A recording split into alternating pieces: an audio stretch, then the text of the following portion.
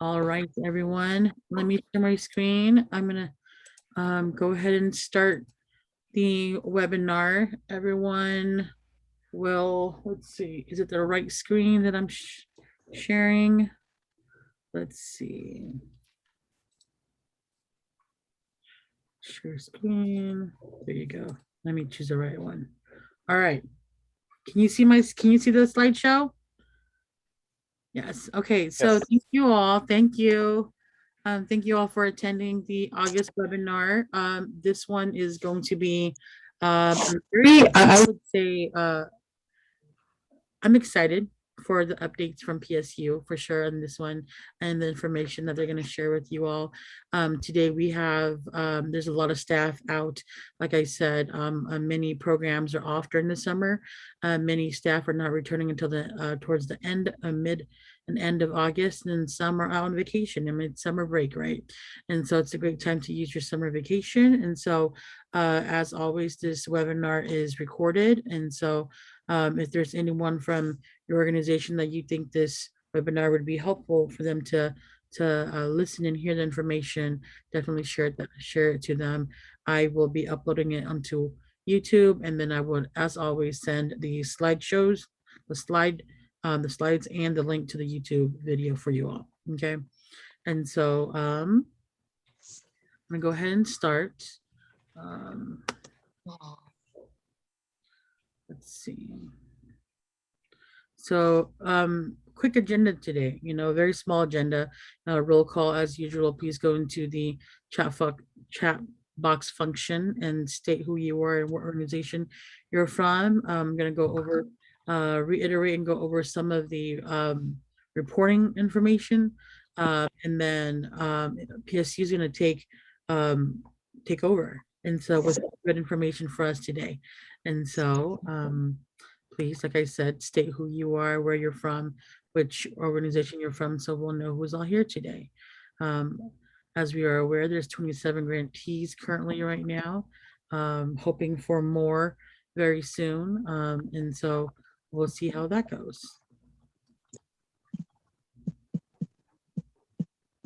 So some quick updates. Grant agreements have gone out to all grantees. Currently, some have been signed, been reviewed and signed and came back. Some are still in the process of reviewing it and getting signatures. One thing that Adina really wants to reiterate, Adina and I both want to reiterate, is please read the grant manual. There's a lot of questions that we receive that could have been answered from just simply looking at the grant manual. And so I know that I need to go back and reread the grant manual as well, because there's been some updates. And so please go in when you have the time to read the grant manual for the equity. There's certain lists that has been updated, information has been updated on there, minor changes, the majority are mainly the same, but there are some changes. So please go into your grant manual and read them. As what we said in the last webinar, once the grant agreement is executed meaning you have signed it on your end and sent it to us, then you have 30 days to send us a detailed budget. And so just send us an updated detailed budget of where you're allocating things, and then also send me the program service delivery calendar. I have received about half of them already. So thank you to the ones that have sent it to me, even when your grant agreement is still in the works. Thank you for being proactive and getting that going. And so, and thank you for the ones that attended the Q&A session for the program service delivery calendar. I thought that and it sounded like that really helped provide clarity with the examples. And so if any of you have any questions with that, definitely reach out to me. We can connect on that for the ones that weren't able to make it. I am asking, please have goals from now up till December. And then during our check-ins, that's when we'll do status updates and then goals set for the following months together to see how we're going, how you're doing. Okay. And so those are kind of the updates right now. Like I said, most important piece is the grant agreements right now. And so I have received a few of them. I don't have the updated list. Adina is out on vacation. She's out of the country. And so she's not, that's one reason why she's not here today. But once she updates me with the list of all the grant agreements, I'll know who to reach out to and and let you know what your deadline date is. And so just know it's 30 days from when you had signed it and sent it off back to the ELD. Okay. Quick changes to our Smartsheet portal. If you have not gone in, there's been some layout changes. Last year we had planning grants and program grants, and so there was a lot of confusion to which report, who was in charge of which report. Um, you are all luckily all program reports now, program grantees now, and so program grants now, and so all these reports here pertains to you. There's no is it us or is it them, planning grant or program grant. You all are program grants, and so all everything on the portal is for you all. Definitely go and check it out. As you can see, the reports are on the right side. You can't see it on this photo, but then and I'll show you, and I'll go into the portal, but the tools and resources on the very bottom. And so just know that there's been changes to the portal. Please go in and take a look at it. Please don't wait until the day before reports are due to go take a look at it, because there are some minor changes, especially with the reports. Um, the changes, like I said, for the monthly reports, there are narrative questions that has been added. And so those narrative questions, a lot of you have given us those information with the additional document that you would send with your program updates. And so it's kind of been dissected down, and so you can submit your information that way. Demographics sheet no longer needed.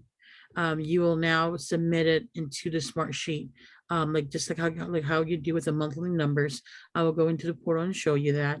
And so you no longer need that demographics form where you have to attach it and say 0 if you haven't served any new children or families a month. Every grantees will need to submit the demographics for every children, and then the grantees that has a parent education activity program, you're required to submit the demographics information. So just to double and reiterate, double check what I just said, you no longer need to submit this demographics report on the left side.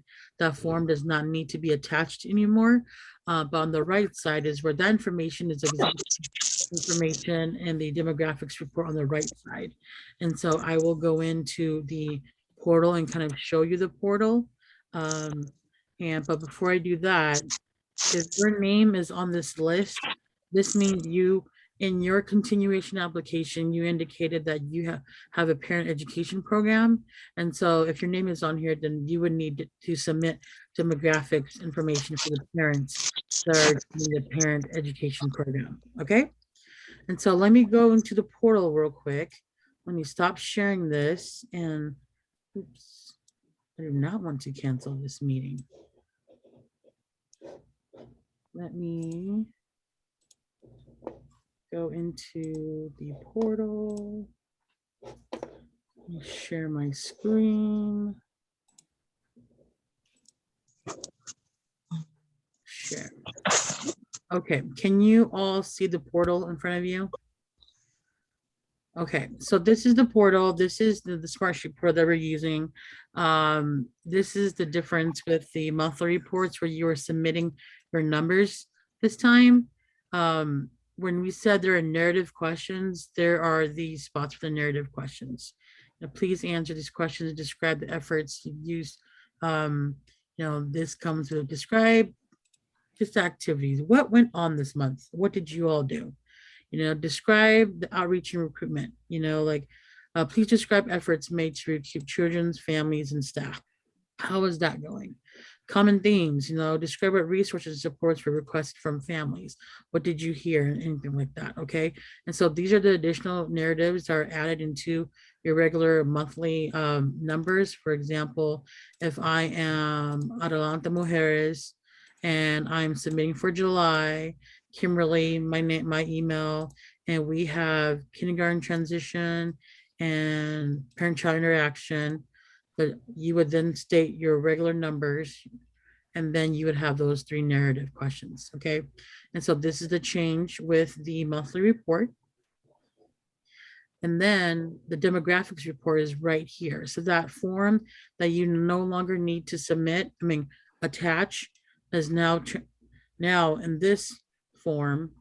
I'm Adelante Mujeres for July. My name, we did kindergarten transition and parent-child interaction. And this is where how many numbers of children and male and female, their ages, to break down the languages, the demographics, to break down just like that demographic form. And so instead of attaching it, you would just be submitting the numbers in and clicking which languages and all that. And so just know that there's that for the children and for the parent, for the parenting education. And so, like I said, if you were a grantee on that list, then you would be clicking here as well and submitting demographics for parents and for parents. The expenditure report is right here. And then the download center, this is where we have the budget form, program service delivery calendar, demographics sheet, in case you want to utilize it. Some said, can we still have the form so we can, write it down ourselves, and we'll just transfer the information over. Admin cost policy is all here. I'm going to ask Adina to put the grant manual here as well too, so we always have the most updated current grant manual on there. But if there's anything else, definitely let us know and we can add it on there, and make sure that it's available for you. And so this is the updated Smartsheet portal where you will be submitting your monthly reports, like we said last month. And I will reiterate right now, the reports are due monthly on the 15th. Let me share my screen real quick. Oops. I'm going to share my screen. I keep forgetting I have 3 screens, and so it's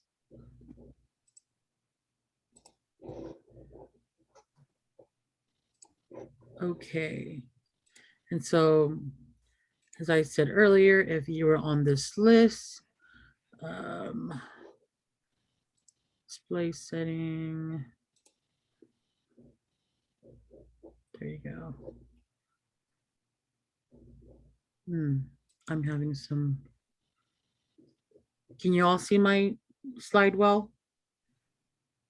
Okay, you can't see it? Okay. Let me fix that real quick. I think it's the screen that I'm sharing it from.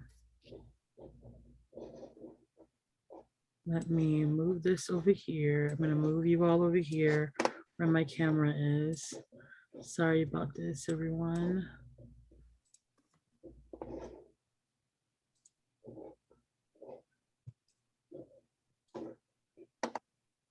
Why is it doing this? Okay, there you go. Let me. All right, can you see my screen now? Okay, great. And so let's see, expenditure reports are due on the 15th. All the monthly reports are due on the 15th. Okay.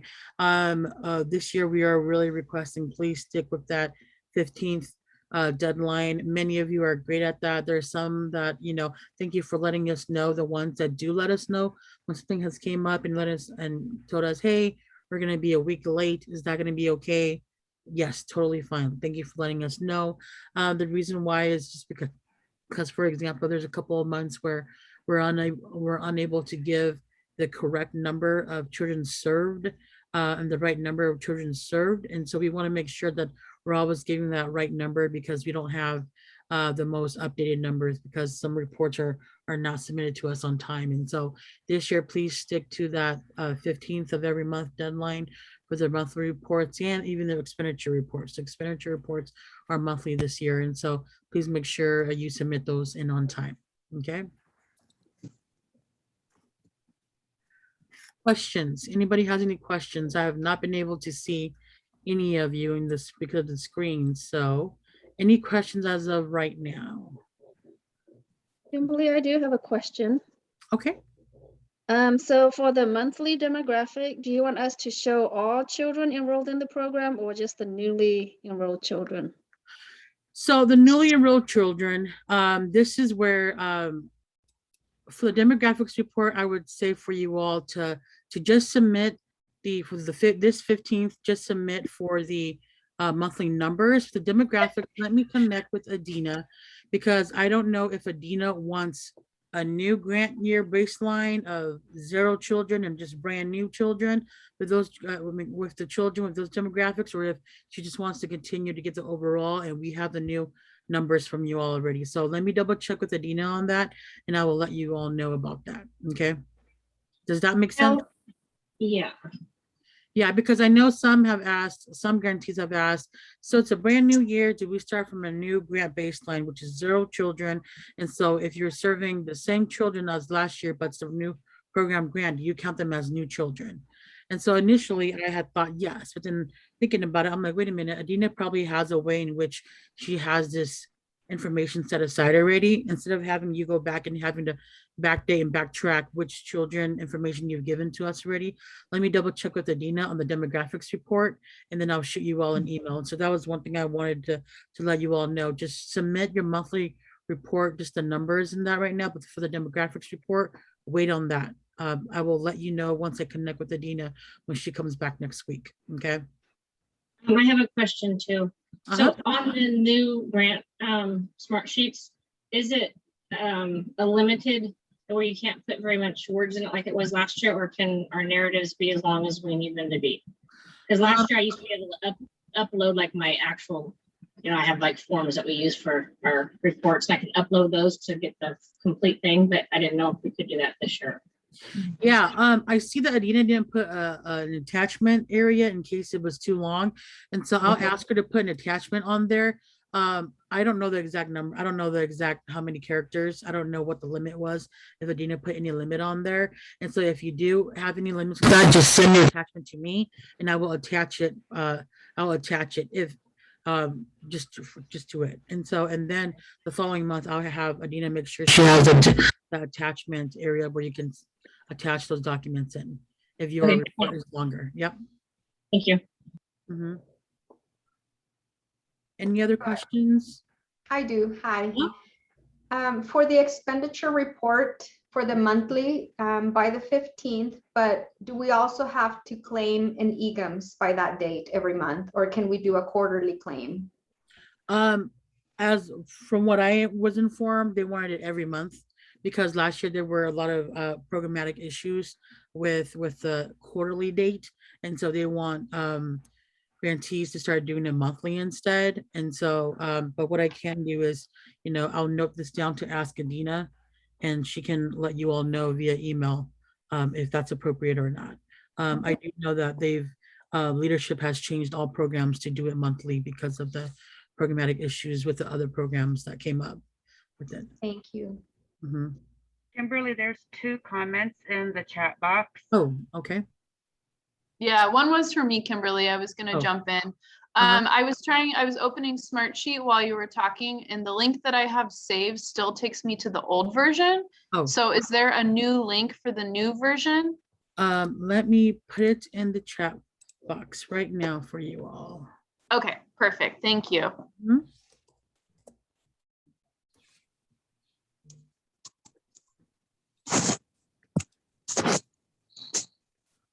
Okay, there's that. Any other questions? Let me see.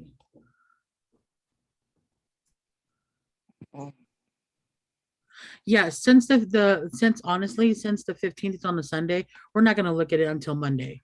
And so you do have that weekend to work on it. And so that's totally fine. To be honest, I usually give it a couple of days because I'm the one that goes in and look at it.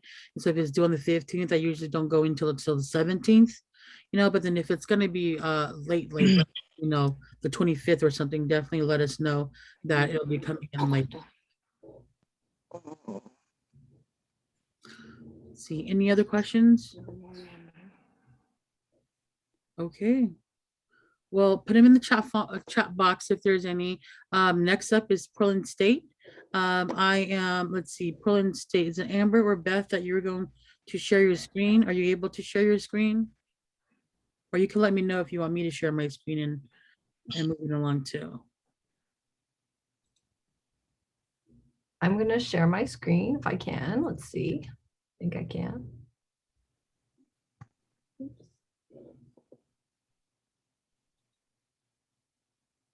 Oh.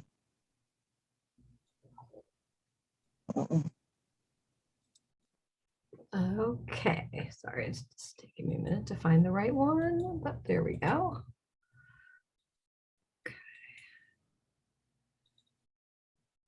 Oops. Does everybody see the slide? It says August 21, 2021. Okay. Let me,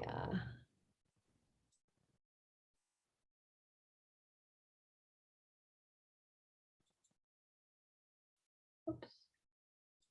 Okay. Amber, do you want to kick us off? I'm trying to get it to slideshow, but I don't know how to do it in Google Slides, so bear with me. Sure. I think this will work. Yeah, hi everybody. So good to see you all. So today we have a bit of a presentation for you and some discussion points for you all.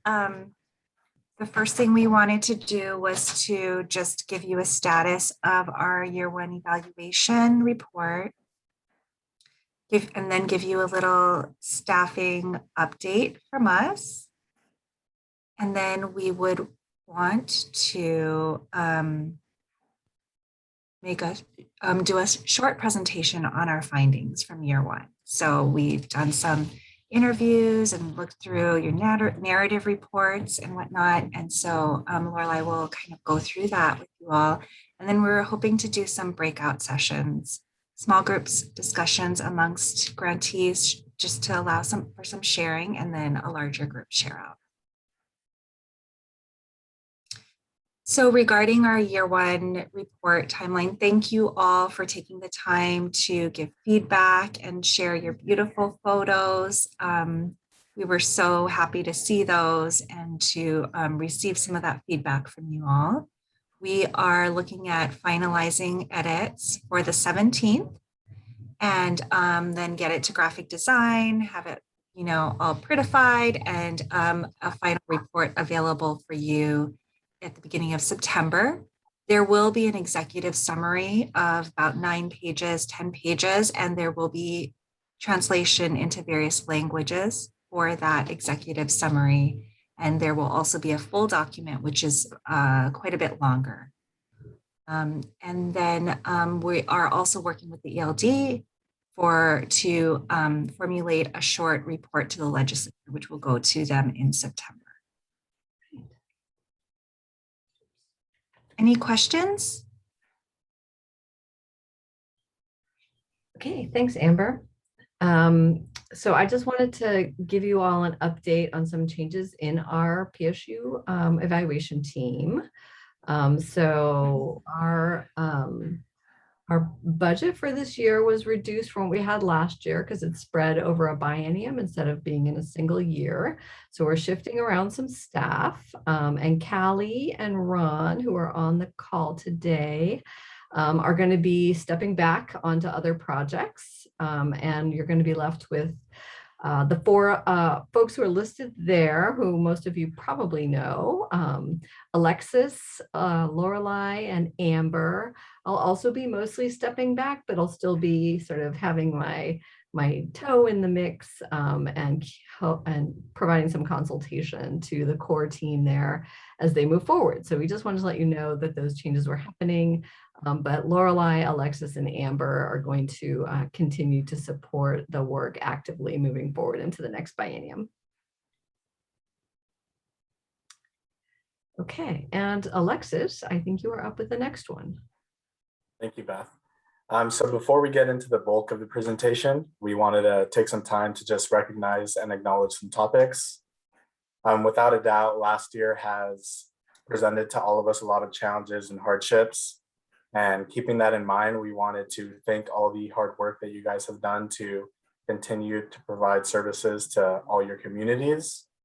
We saw a lot of flexibility and innovation, and it was really inspiring. So we hope that the report that we have reflects that hard work, as well as the obvious deep care and commitment you all show to your communities. So with all that in mind, we thought we would take a quick minute here to just reflect on the successes, challenges, and issues we all faced last year.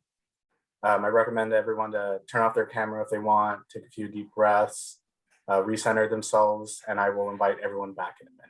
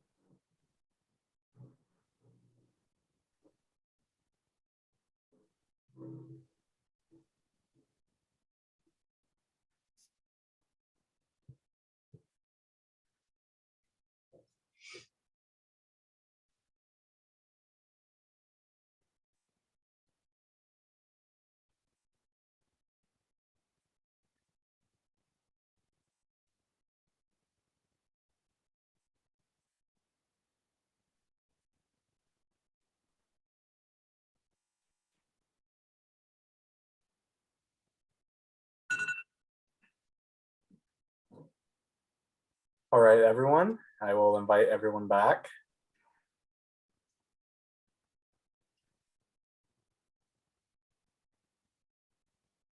Thank you so much for doing that. We also just wanted to celebrate the first year of the Equity Fund being completed. There was a lot of successes, such as exceeding expectations for the numbers of children served. So congratulations, everyone. Just again goes to show the strength and the effectiveness that all of your programs provide. Once again, thank you for all the hard work you've done and all the hard work you will do.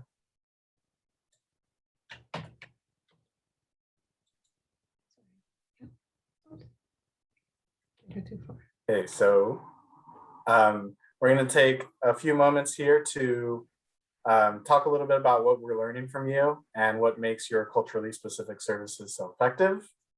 So from the large amount of information we have in the report, we thought we would take just a few themes and highlight ones that you all shared you wanted to be the priority of the evaluation. So one of the first themes that emerged from the data was we saw that your services were so effective because they are born of the community and for the community.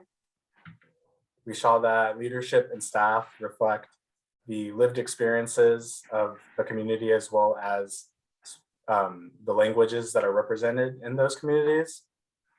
We also wanted to acknowledge that all your organizations shared connections to trusted and respected community members. Both of those allowing for a greater sense of care and trust between community members and your organizations that might not be present in other mainstream dominant systems. And I'm going to pass it on to Lorelei to continue the presentation. Thanks, Alexis.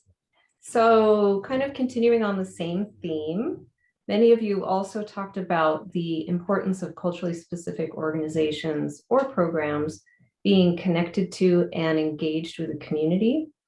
So you told us that community members often participate in leadership and advisory boards, that the broader community is often invited to participate in identifying needs and priorities and doing problem solving, and that community feedback is consistently sought, valued, and integrated into your work.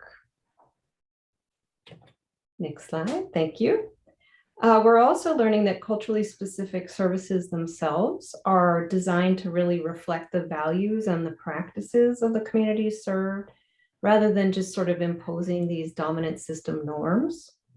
So many of you talked about adopting a more holistic approach where the child, family, and community are kind of all interwoven together.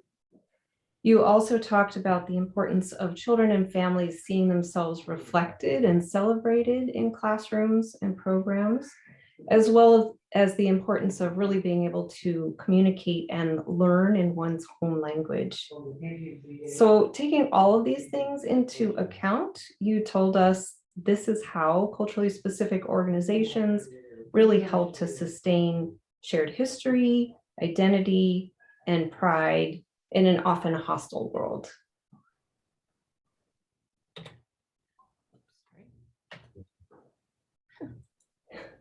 Sometimes it gets stuck. It does. Is that the right one? Yeah, okay. Yeah, that's right. Thank you. Many of you also talked about the important role of culturally specific organizations and programs in supporting systems change work, and as well as supporting family advocacy skills. So you said that this happens on a number of levels, including staff advocating within dominant systems on behalf of families, as well as providing coaching to families about how to navigate those systems.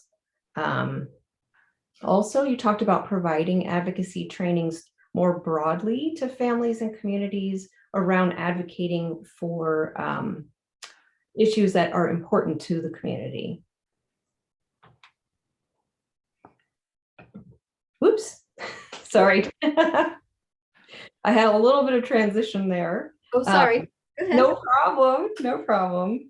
All I was going to say is that we really see this as just kind of the tip of the iceberg, that we're starting to document why and how culturally specific services are effective. So this is something that we plan to take a much deeper dive into in the next year or two in partnership with you all. We're just very excited about this piece of work and to kind of get these learnings out there. And then with that, I was going to transition to Beth to talk about some of the recommendations around data collection and data use that are coming out of the report as well. All right, thank you, Lorelei. And I just want to reiterate, you know, we were really just kind of blown away by all of the different examples of the culturally specific services that you all are providing, and are really excited about the opportunity to sort of elevate those and lift them up and continue to figure out ways to document them to show the value of the culturally specific services that you're offering. I'm going to go through some of our recommendations specifically related to the data collection and evaluation part. Almost all of you, if not all of you, participated in some interviews with our staff around current evaluation and data collection processes and procedures. And from that, we gleaned a number of different potential recommendations for action in the future.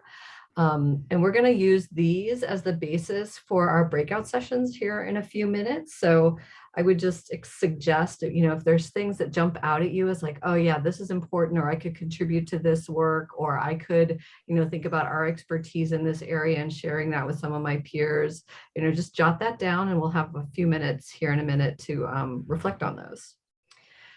So one of the recommendations is just we know a lot of you have a lot of expertise in data collection and in doing really culturally responsive needs assessment, information gathering, trauma-informed data collection, and using different kinds of culturally responsive evaluation methods, such as storytelling and other things that are not typically maybe accepted in mainstream evaluation, but that we're really interested in exploring for this work. So that's something that we hope is going to be able to happen this year, is opportunities for sharing amongst you and peer mentoring and sharing that expertise that you have. We're also recommending that there be some increased access to financial resources to build out some of the data capacity infrastructure within your programs. We heard a lot of folks talking about how, you know, they have data, but they don't have enough staff to really dig deep into it, to analyze it and come up with, you know, action steps or how to use that data.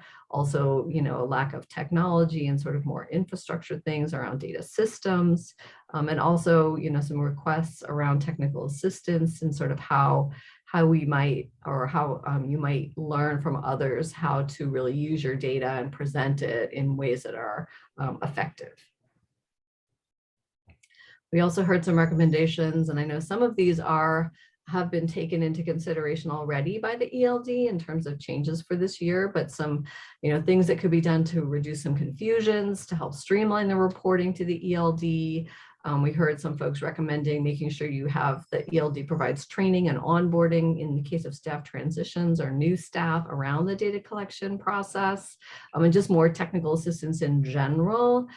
We also heard, some help in creating some messages, how to explain to families like how the data is collected and why is it being collected, how is it going to be used, like why should families share this information, why is that important, and then also just timely feedback on the information that you're sharing with them if there are errors or problems that are noticed.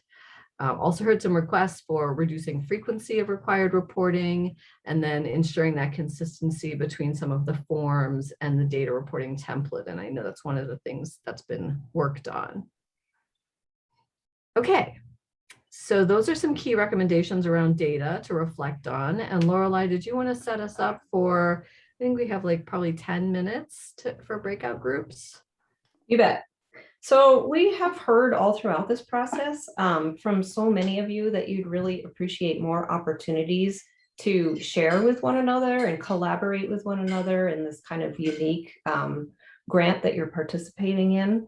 So we thought that today might be an opportunity to do that, to reflect on these recommendations and maybe using these prompts that we have suggested here, have some conversation amongst yourselves around, for example, how could you use these recommendations internally to build your own capacity for culturally responsive, equitable data collection and use?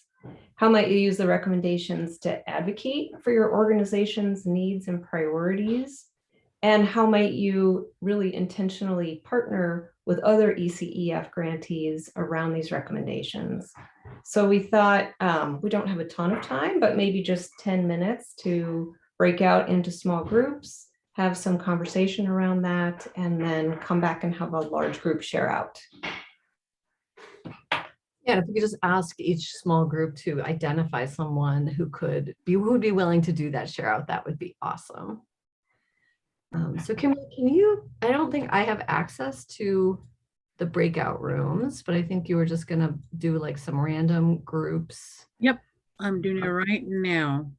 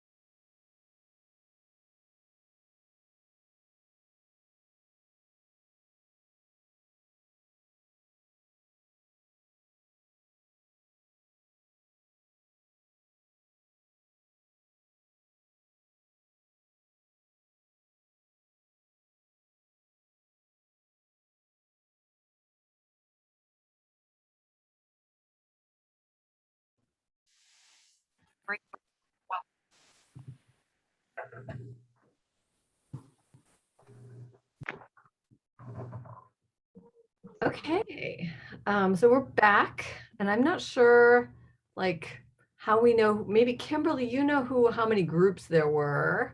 And I don't know, folks, I don't know which number group I was in, but there were 6 rooms. And so the first room, I'm just gonna name it according to the PSU staff that was in there. Ron, you were room 1. Okay. And Beth, you're room 2. Alexis, you're room 3. Room 4 did not have a PSU staff. Oh, no. Room 4 is Lorelei. Room 5 did not have a PSU staff. Then room 6 was Amber. okay. All right, so maybe we could just have, if each, like we could start with room 1 and you could just share a few maybe of the key things that you talked about. Okay. Yeah, I can sort of kick it off, and then, group 1, if you want to chime in, feel free. So a lot of our conversation was sort of just talking about the shared struggle of capacity, and, around this time, just being able to have the capacity as far as staff to be able to meet the new challenges that this year has presented. Things like, data collection and, looking through data, and like, how does that all happen when you are very limited on staff, and, there's a bunch of other commitments and, that sort of thing. Yeah, and just sort of finding that dedicated time and space and able to address those issues. So yeah, group 1, if there's anything that you want to chime in on, feel free.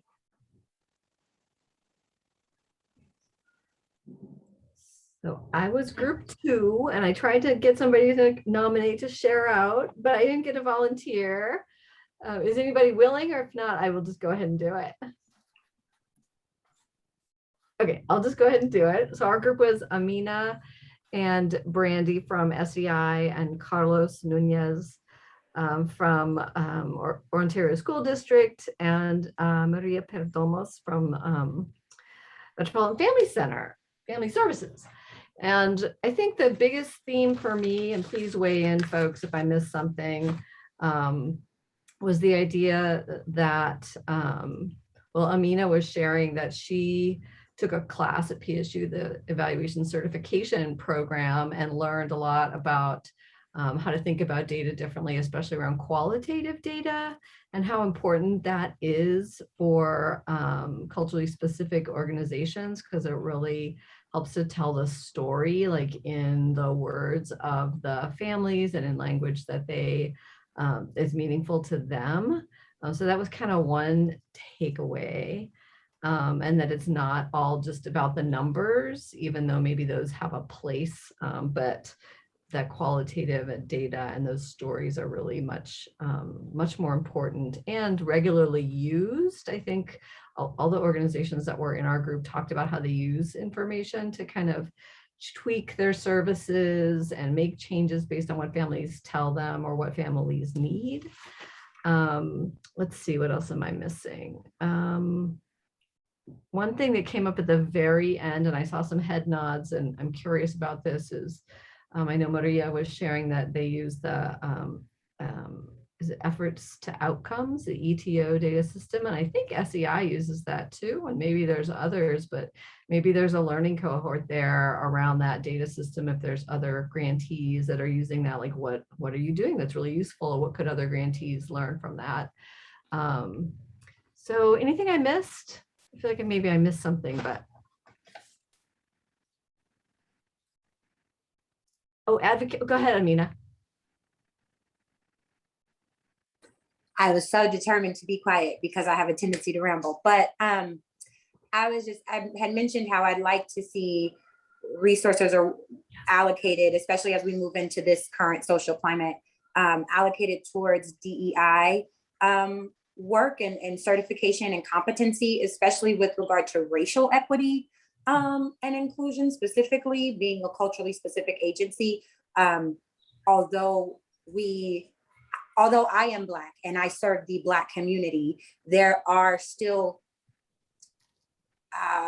biases that I hold, even as a Black woman, that are implicit and could cause more harm or damage the perception with regard to data being shared or recorded or what have you. So just trying to eliminate all blinders within myself. I also am participating in a certification of that nature and recognizing for myself how insightful has been and how growing it's been. So at any rate, that's that. Thank you. Yes, I was remembering that just as you, and I figured that's what you were going to say. So thank you. Okay, group 3, which was. So, yeah, it was me with Lauren, Flor, and Gabriela. And we spoke a little bit about, it seemed like our main focus was around the data capacity and having that dedicated analyst position, similar to group 1's thoughts. It seemed we kind of focused on that. Would anyone else, Lauren, Flor, Gabriela, like to speak a little bit about what we talked about? Just that we think that this year might be a little bit, maybe not easier, but that we've kind of gotten in a groove now about the reporting and stuff, and that we hope that it'll be, and that there was a lot of, I think in the groups, the other people that were there, we had a lot of transition within the organization or directors or whatever, staff, and that hopefully there won't be as much transition this year and we'll be able to make it an easier process than it has been. Great. Okay, thank you. All right, group 4. Hi there. I can share for our group. I think the probably most important thing we discussed that I haven't heard come up from other groups was our eagerness and willingness to share some academic data and showing some growth with our students. It sounded like, at least in our group, a lot of our programs are doing pre and post assessments and do have some good data around the growth that our students are making in the program. And we'd like an opportunity, not monthly, I don't think, but maybe quarterly or maybe twice a year to share that data. Is that something we would want the legislature to see, that we can show some real academic growth, that would be helpful in preserving our funding in the future? Absolutely. Great. Group 5.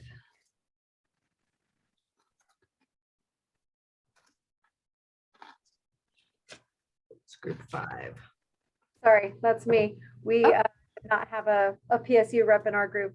We actually talked a little bit about sort of the difference between that kind of anecdotal data and that variety of less numerical data that a lot of us use in our planning, and that can be so important to capture in different ways depending on the populations you work with, versus the type of more hard numbers data that we have to collect, that we submit in our demographics report and turn into the state. And so trying to kind of, what are the ways that you find to bring those pieces together and help them work together and not be two totally separate things, to kind of elevate the rest of that data that's not so numerical that we're using to tailor services and respond to communities, and to make the program be more engaging and helpful to families and meeting families where they are. Yeah. I think there's a little bit of a disconnect between those two things. And then we kind of had a side conversation about how the demographics report works for us. And when you're looking at new children versus cumulative children for a particular month versus getting that year-long cumulative picture where you're taking into account attrition and families that have left the program, and then other families that have come in and maybe filled those slots, so that you're getting an accurate picture of all of those different pieces, because they have, different uses. So that was mostly what we talked about. All right. Thank you, Jen. All right. And the last group, I think, is Amber. Amber's group. I don't know who's. Yeah, so I'll report out. Can you hear me okay? Yep. So we had a couple of different themes. One of them was ensuring as we move forward that we're getting parent input regarding the program, their experiences, what they found useful, but also maybe what they'd like to see added or changed in the program so that it can help them grow and develop. The importance of report training. So a couple of people talked about like that's definitely going to be very important, and the importance of, like one of the groups said, qualitative data is just as important as the quantitative report. And again, importance to have report training. And then the last one was about findings and information and making sure that it's being shared out to legislature and to the communities in infographics. So making the information presentable and easy to read. And sometimes I know people, they want to know what programs are doing and how well they're doing, but if you have several pages of information, they're not going to be apt to read it. So I think that would be helpful. Great, thank you so much. All right, I think that wraps it up. Thank you all for having those conversations and having, I know we could have used more time, but this was really great to hear from all of you and to share a little tiny bit of our evaluation report. So look for that out soon. Kimberly, I know we're a little bit over time, so I'm going to turn it over to you to close us out. Okay, sounds good. Well, as always, this is recorded. I'm going to end the recording, but it will be sent to you with a YouTube link with the slides. And so whoever in your organization that you think should look at the information, definitely send it to them. Other than that, I will see you all during our check-ins, and anytime in between, feel free to just shoot Adina and I an email. Okay. So thank you all for coming. Bye, everyone. Bye, everybody.